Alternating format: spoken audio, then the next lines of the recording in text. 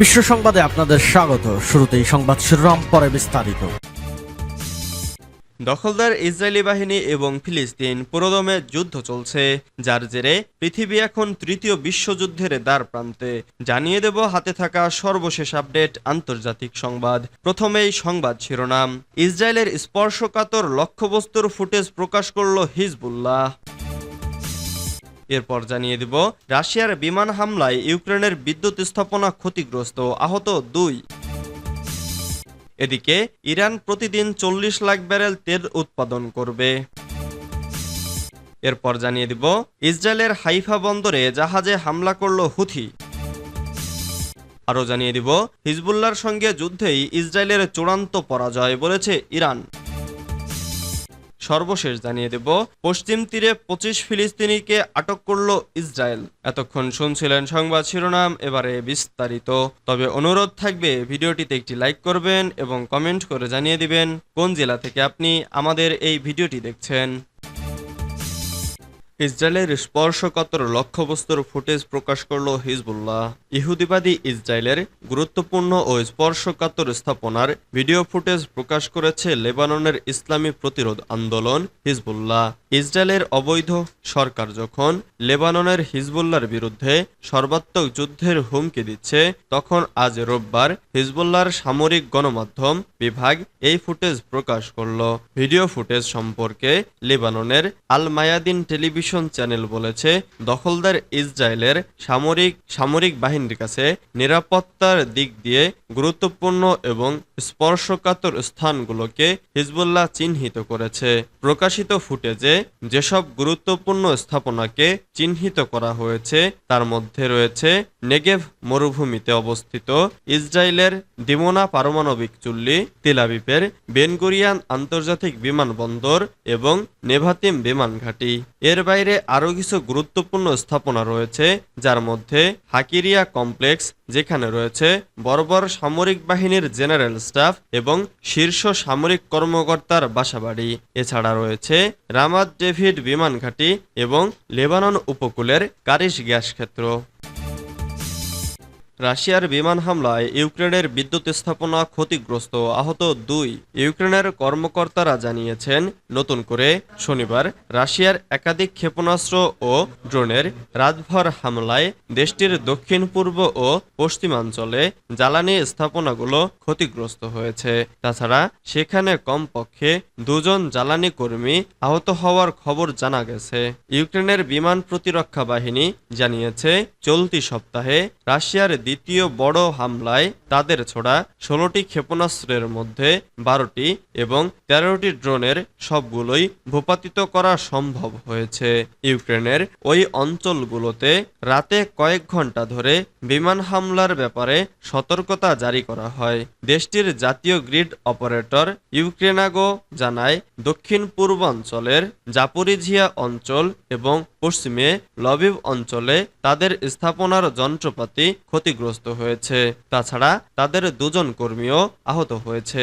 আহতদের হাসপাতালে নেওয়া হয়েছে। জাপোরিঝিয়া অঞ্চলের গভর্নর ইভার ফেদরভ জানান, একটি জ্বালানি অবকাঠামোতে আগুন লেগেছে। মেরামত ও জরুরি বিভাগের কর্মীরা ক্ষয়ক্ষতি নিরূপণে কাজ করছে। ইরান প্রতিদিন 40 লাখ ব্যারেল তেল উৎপাদন করবে। ইসলামী প্রজাতন্ত্র ইরানের তেলমন্ত্রী জওসাদ ঔজি বলেছেন, চলতি ফরাসি বছরের শেষ নাগাদ দেশ প্রতিদিন 40 লাখ ব্যারেল তেল উৎপাদন করবে।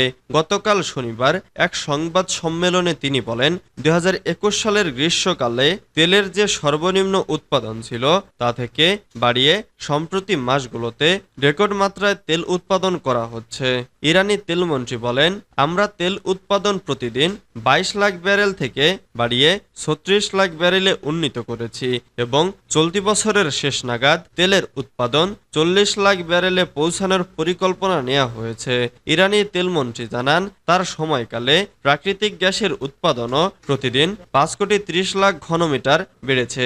একই সময়ে তেলজাত পণ্যের উৎপাদন বেড়েছে। তিনি জানান, পারস্য উপসাগরের সাউথ পার্স গ্যাস ক্ষেত্র থেকে ইরান বর্তমানে কাতারের চেয়েও বেশি পরিমাণ গ্যাস উৎপাদন করছে। এ প্রেক্ষাপটে গত 3 বছরে দেশে গ্যাস মজুদ সক্ষমতা ক্ষমতা 100 কোটি ঘনমিটার বাড়ানো হয়েছে। ইসরায়েলের হাইফা বন্দরে জাহাজে হামলা করল হুথি। এবার ইসরায়েলের হাইফা বন্দরে নোঙর করা জাহাজে হামলার দাবি করল হুথিরা। রোববার সকালে এক বিবৃতিতে গোষ্ঠীটির মুখপাত্র জানান, ইসলামিক রেজিস্ট্যান্স ইন ইরাকের সাথে যৌথ অভিযান চালিয়েছে তারা। ইয়াহিয়া সারে বলেন, ইসরায়েলি বন্দরটি ব্যবহার করায় টার্গেটে পরিণত হয় ট্যাঙ্কার ও কার্গো জাহাজ। তার দাবি, হামলার শিকার হয়েছে মার্কিন রণতরী ইউএসএস আইজেনহাওয়ার। আক্রান্ত হয়েছে লাইবেরিয়ার পতাকাবাহী ও পণ্যবাহী জাহাজও। এছাড়াও আরও দুটি বাণিজ্যিক জাহাজে হয়েছে ড্রোন হামলা। হুতির দাবি, নিষেধাজ্ঞা অমান্য করে ইসরায়েলের বন্দরে প্রবেশ করায় হামলার শিকার হয়েছে জাহাজগুলো। অভিযান সফল হয়েছে এমনটাও দাবি তাদের। গাজায় ইসরায়েলি আগ্রাসনের প্রতিবাদে গত নভেম্বর থেকে লোহিত সাগর এবং আশেপাশের এলাকায় ইসরায়েলমুখী জাহাজে হামলা শুরু করে হুথিরা। হিজবুল্লাহর সঙ্গে যুদ্ধেই ইসরায়েলের চূড়ান্ত পরাজয় বলেছে ইরান। হিজবুল্লাহ নিজেকে এবং লেবাননকে রক্ষা করতে সক্ষম বলে দাবি করে। ইরান বলেছে, লেবাননের সশস্ত্র গোষ্ঠীটির সঙ্গে সর্বাত্মক যুদ্ধে গেলে ইসরায়েলের চূড়ান্ত পরাজয় হবে। লেবাননে ইসরায়েলের বড় ধরনের হামলার আশঙ্কা বৃদ্ধির মধ্যেই শুক্রবার এক বিবৃতিতে এ সতর্ক বার্তা দিল তেহরান। কাতার ভিত্তিক সংবাদ মাধ্যম আল জাজিরা এ খবর জানিয়েছে। সামাজিক যোগাযোগ মাধ্যমে দেওয়া এক পোস্টে জাতিসংঘে ইরানের মিশন জানিয়েছে, নিজেকে বাঁচাতে দখলদার ইসরায়েলি শাসনের যে কোনো দুরভিসন্ধিমূলক সিদ্ধান্ত এই অঞ্চলকে একটি নতুন যুদ্ধে নিমজ্জিত করতে পারে। এর ফলে 1948 সালে অধিকৃত ইসরায়েলি অঞ্চল সহ লেবাননের অবকাঠামো বিধ্বস্ত হবে। ওই পোস্টে আরো বলা হয়, নিঃসন্দেহে এই যুদ্ধে ইহুদিবাদী শাসনের চূড়ান্ত পরাজয় হবে। লেবাননের প্রতিরোধ আন্দোলন, হিজবুল্লাহ নিজেকে এবং লেবাননকে রক্ষা করার ক্ষমতা রয়েছে। সম্ভবত এই অবৈধ শাসনের আত্মধ্বংসের সময় এসেছে। ইরান সমর্থিত হিজবুল্লাহকে শুক্রবার হুমকি দিয়েছে ইসরায়েল। দেশটির পররাষ্ট্রমন্ত্রী ইসরায়েল কাটজ বলেছেন, শীঘ্রই আমরা হিজবুল্লাহকে মোকাবেলার বিষয়ে প্রয়োজনীয় সিদ্ধান্ত নেব। পশ্চিম তীরে 25 ফিলিস্তিনিকে আটক করল ইসরায়েল। পশ্চিম তীরে 25 ফিলিস্তিনিকে আটক করেছে ইসরায়েলি বাহিনী। শনিবার তাদের আটক করা হয়েছে বলে জানিয়েছে ফিলিস্তিন প্রিজনার্স সোসাইটি। খবর আনাদোলু এজেন্সির।